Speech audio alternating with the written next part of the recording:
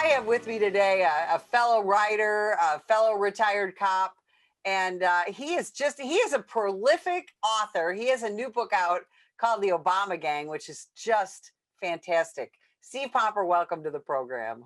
Oh, it's my pleasure. Nice to be with you, Betsy. So, Steve, what motivated you to research and write this book, The Obama Gang? Yeah, it's interesting. I retired 10 years earlier than I thought I might have. And I realized that a lot of it was because of the Obama administration and their, view towards police officers and what they were doing in particular to, my department, which was the Seattle Police Department. And, with the Obama administration coming in with their federal consent decrees, which we almost immediately had debunked by a Seattle University criminal justice law professor, and who sent a special to the Times, the Seattle Times, saying that Seattle should demand an apology from the DOJ and tell them to get out of town. And this was a guy who's not a right winger or anything. This was a guy who just looked at the numbers and he said, this is ridiculous. These numbers, there's no way these numbers are true. So what they ended up doing, of course, the city didn't care. They went and instituted the consent decree. And from there on, it just started taking officers off the street. It wouldn't allow us to focus on work. It just kind of that leftist tumble from there, where we went from equal justice to social justice, and it just was devastating. Got to the point that a lot of officers, like me, who've been on for a while, they're not letting us do the job. We can't go out and do the job. So, since I can retire, I decided I would. I stayed 6 months longer than I had to. But I moved my retirement up 3 times as things kept happening. And then finally it came time and I left. Well, Steve, as you know, I was a police officer in Illinois, and Right. so Barack Obama was my senator when I was on the job. Right. And he was then very anti-law enforcement. Yeah. We all knew it then, before he came onto the national scene. And Right. it was very frustrating after he got elected. President, he almost immediately began bashing cops with the beer summit. And then when the Michael Brown shooting happened, so those were very frustrating times, weren't they? They really were, especially when you consider the highest office in the land. It's his DOJ that cleared Officer Darren Wilson of what they were accusing him of. And what did they go to Ferguson with, like 50 FBI personnel? And and they still couldn't find any charges to bring against him. And yet at a community, I think it was a town hall meeting, not too long after that, President Obama had the nerve to say, I don't think we'll ever know what really happened. Well, wait a minute, what do you mean what really happened? Your DOJ investigated it, and you have to presume innocence, right, if he hasn't been convicted. So, but he wasn't willing to give the officer even that benefit of the doubt, which was actually backed with a lot of evidence at that point. And when you get somebody like that doing that, and it just will not relent in that anti-cop attitude, I'm not even sure if he was aware of how anti-cop he is, because, he comes off as a nice guy. And I think if you met him in person, probably think he's a pleasant guy. But he's done too much that's anti-cop, and he's continued it in his post-presidency. Well, and that's the thing, in a post-Ferguson world that we're in now. I mean, before he left the presidency, he made inflammatory comments about police officers. Right, and they can be seen as tacit approval. I mean, you don't want to blame somebody else for somebody else's bad actions, but there comes a time that you don't inflame something, a situation, especially the way our country is right now, and to say things that are that inflammatory to get people on edge. And if you're constantly telling people that the police are out to get you, they hunting people of color, or even the folks that are saying that are committing a genocide, I mean, that's not even close to those kinds of numbers. Doesn't even make sense. And when somebody at that high of a level does that, they really need to be more responsible with their language. Because it does motivate. I mean, just look at the numbers of the increase in police officers being killed now. And also, I read something, recently, just anecdotal, but these officers talking about their experiences with how many people are resisting now, resisting arrest, resisting orders, resisting complying with police officers. And when you've got, somebody like President Obama saying things like that, and then you've got prosecutors across the country, backed by George Soros, who are not prosecuting even resisting arrest cases, what else is going to happen? And then you find out that, the police officers killed in a year go from, it was like 190 something to 350 or something the next year. That's crazy. And you said it, now that, of course, President Obama is out of office, but he's continuing this anti-cop rhetoric, and he's doing it in a very formal way, right? Through the Obama Foundation and his My Brother's Keeper initiative, isn't he? He really is. And the way he's done it too is he stayed kind of in the background, and he'll come forward a little bit, but mostly in the background. But his fingerprints are on everything. I mean, when you think about the fact that, like for instance, at NPA here, we started researching a lot of this because we had found out that a police union up in Upper Darby, Pennsylvania, put out a tweet that they had lost their SWAT armored vehicle. And they lost it specifically because of the demilitarization type of thing, that that President Obama and his allies don't like, the anti-police folks. And this was even though they had just used it in a non-law enforcement way to rescue people during massive flooding that they had there. So doing a little research on that, they found out it was because I think it was the mayor. I don't know if it's usually a mayor or a county official, but anyway, county executive, but I think it was the mayor. Signed the My Brother's Keeper Alliance Pledge, which has people promising that they'll do, basically comply with what Obama wants for a police use of force investigation. But that was part of that the reason he got rid of that SWAT vehicle. And, that's just, when you see that, it comes down to what's an ex-president doing, going to cities to get them to weaken their police departments. And you just know that there's a bigger objective there. Well, absolutely. And people can go to the Obama Foundation website and see their Reimagining Policing pledge that they're asking mayors to sign on to. And it's basically, they talk very openly, and this was all pre-George Floyd. They talk very openly about reimagining policing, and they want these mayors to pledge to defund their police departments and to radically change the way that they police. And this is all towards the goal of stopping what they call, quote unquote, police violence against people, which is an absolute rarity, isn't it?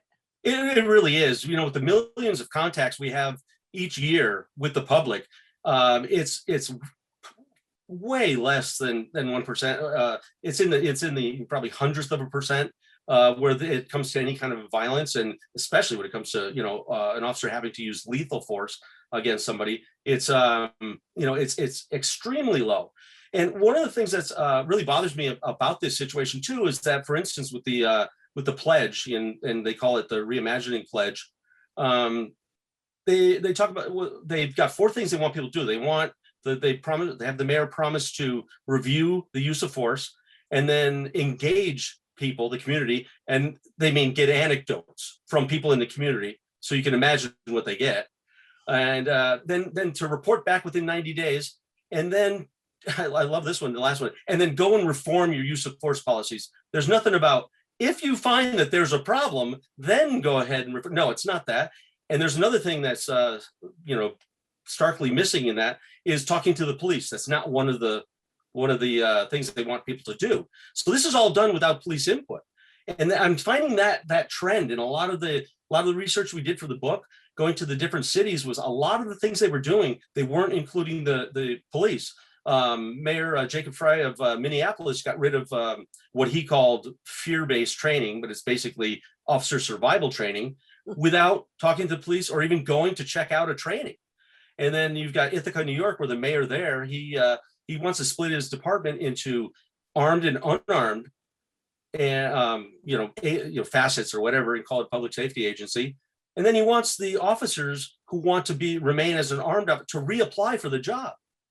And again, in that, he did not include the police department in the discussion. And we know that because part of the story says he apologized for not including them, of course, after the fact. So, when you see those trends, you just see it's not a fair system, the way they're doing it. Well, and when you look at, and you did so much research on this, and this is why you call the book the Obama Gang.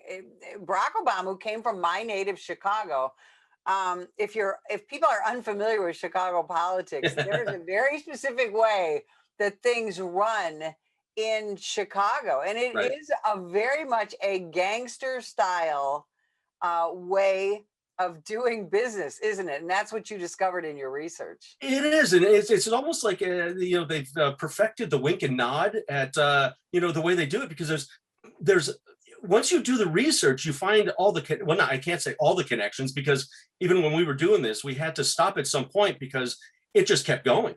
There was group after group, and all these things that we were finding. We ended up doing, I think it was 540 citations in there to be able to get people to do their own research. And of course, we're trying to keep up with the fact that every time something gets exposed, they take something down. So you're not able to get to a lot of the sites you're trying to go and keep the information going. But it's such a web. When you've got one organization, and there's so many organizations, so it's hard to pick out any one. But a lot of them, started by George Soros or funded by George Soros, and they almost immediately carve those foundations into another foundation, and then another foundation, and and then those split, and then those fund other foundations. And so by the time the money gets to whoever it's supposed to go to, it's hard to trace back.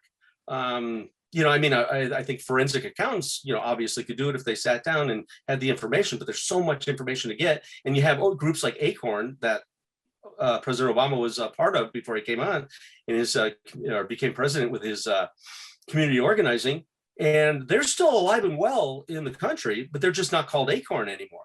But they're still there. And they had convictions for voter fraud and a lot of other things that were going on. So when they can split like that and go into all these amorphous, separate units, it makes it really tough to track them down. And I think that fog is where they're able to operate so well. Well, and that's exactly how an illegal gang works, layer Exactly. after layer after layer after layer. One of Yeah. the, one of the things the Obama Foundation engages in as well through these groups, this web of groups, is something that everybody's talking a lot about now, and that's cancel culture. Oh, They yeah. were engaged in cancel culture long before it became really prevalent, even in our vernacular, weren't they? They were trying to cancel pro-police politicians and pro-police media Yeah. people, Yeah. weren't they? Oh, absolutely. In Seattle, when I was I think it started like, well, it started a long time ago in Seattle. We got a head start on a lot of the country, but I remember specifically in about 2010 when they started doing active, you'd say brainwashing, you could call it, political indoctrination, but what they do is they'd actually mandate officers go to these trainings. And they bring into the trainings, and the training, all the information was based on the left. They bring in, Black scholars and all that, but all from the left, nobody from the right. You didn't find, like Thomas Sowell there or Shelby Steele. You just found, Tavis Smiley, or I'm not going to call Sharpton a scholar, but anyway, that from that end of the spectrum. And but you didn't get, and they would kind of organize the training so that they corralled you. Sometimes literally, they would have you get up and go against the wall if you believed more in one thing than another, but they wouldn't let you sit down or stay sitting down if you didn't believe in either. It was like you had to choose, and everything was gearing you towards a left response. And this was a lot of and the Obama administration coming in with their DOJ to impose a consent decree happened right during this time. It was going on at the same time. And, the officers just felt like, okay, we don't believe in this stuff. This is not police work. This is a disguise, or this is a political indoctrination disguised as police training. They were calling it police training. And I think we had every right to be upset. And they didn't consider us just of a different opinion. We were wrong and they were right. And that was where you start to get our opinions were canceled. They didn't care what we thought. I wrote articles in our guild newspaper regarding all this situation, and I get investigated for over 7 months for writing an article that my chief said I had a right to write. He admitted that. And yet I still got an official investigation because while you're under investigation, as you know, you can't speak to the media. You can't speak during the, and that's why they did it. So that they could present their argument, because not a lot of cops want to do this because we like our privacy for the most part. Exactly. You know, but if you got one willing to do it, no, they needed to shut me up, so they did. Like, yeah, exactly. And when you look at the Obama Foundation and its many layers, they're mostly interested in, as they talk about, in stopping police violence. They don't seem particularly interested in stopping black on black crime. And yet in cities like, again, Chicago, Barack Obama's adopted hometown, if you are a young black man, you are 95% more likely to be killed by another young black man than you are to be even shot by the Chicago Police Department. And this is true in cities like Baltimore, New York. You know, things are now Minneapolis is a real problem, and they keep talking about police violence, not violence on the streets. Why is that? I think it's just part of the narrative. It fits the narrative really strongly. And, you know, I was either listening to something or read something. Heather McDonald brought up a very quick statistic saying that basically if you took out the police shootings of Black Americans, you know, Black suspects out of the equation of Black people killed in violence, you know, whether it's gun violence, whatever type of violence, it's minuscule. The number would virtually be the same, because the police, quote unquote, police violence against criminals is so little. And the thing that I think about too is that they seem to think that it's supposed to be a fair fight between us and the criminals. It's like if officers kill 1,000, you know, criminals who are trying to kill them a year, then somehow some of the left get the impression that, oh, to make it fair, then the criminals should be able to kill 1,000 cops. Because if you're calling cops having to use lethal force against a criminal who's trying to kill him, if you're calling that police violence and you want to end police violence, then what does that mean? That means more cops getting killed by the criminals.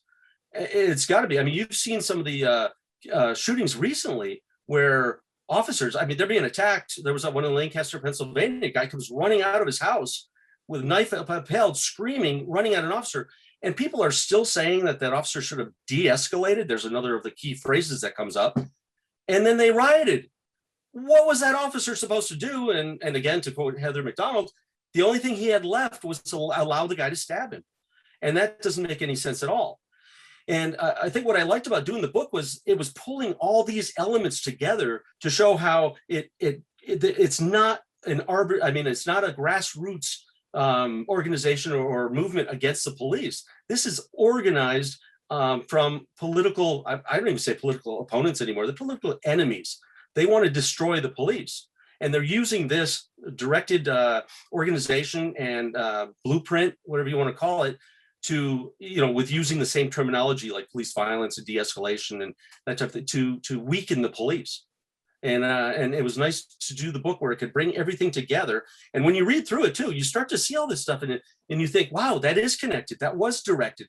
That didn't just spur out of George Floyd. So they were waiting for something to happen. If it wasn't George Floyd, it would have been something else. That's exactly what we have been saying now since last May, that this was George Floyd was a perfect storm, but it was going to, and if it wouldn't have been George Floyd, like you said, then the next, it would have been Jacob Blake, or it would have been, it would have been the Rayshard Brooks in Atlanta. It was going to be something. And that's what I want people to understand about your book, is because there is this assumption, I think, from a lot of pro-police citizens that think, well, George Floyd was just such that breaking point. People need to read in your book that this is a movement that has been taking place on the political left for much longer than just mid-2020, correct? Oh, absolutely. And it expands when you start to read it, and you find out that during the Obama administration, they were even basically practicing overseas. I mean, they have these, color revolutions that happen in different cities and around the world or different countries. And while and the CIA is involved and other agencies, U.S. agencies are involved in doing that, and you start to find out the connections between George Soros, the Obama Foundation, and the people overseas working on, inciting certain insurrections in other countries. And then you start to find out it looks like they're practicing to do that over here. Then you find out you've got Black Lives Matter, consulting with Hamas. And so you make that overseas connection as well. And when you had Hamas come to Ferguson to coordinate with the Black Lives Matter movement, you start to see that this is a big thing and it's very well directed. And that's why they've been so successful so far. And can you imagine this, over $1 billion worth of damage and looting in America without stopping it? And we have the ability to stop it with the police, National Guard. You saw in Seattle when after the Chop Chaz zone, once they showed up on Mayor Durkin's lawn, it didn't take long before she said, "Okay, police, let's go in and do it." And the police cleared the area in, I think it was less than an hour, about an hour, and took back the precinct, took back the whole area. Where can people find you on social media? How can they read more of your writings and learn more about what you're doing out there to support the police profession along with the National Police Association? Right. Yeah. At all the social media, I'm basically there as Steve Pomper, one word, and that's on MeWe and Gab and Parler and Twitter and everything basically. And then the book's available at the usual places. Actually, the Kindle edition's available now, but there's a link to pre-order at Amazon. And if you would like more information about the National Police Association, visit us at nationalpolice.org.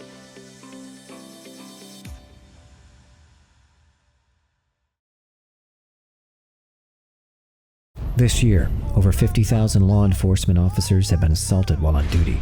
A vast number of these attacks were filmed and uploaded to social media in the pursuit of likes and attention. What they want to do is film you instead of what can I do to help this officer? Together, we can change this disturbing trend. If that individual would have hit the right spot, it could have been it for me. Last time I would have saw my wife, my kids. I'm Mike Solon.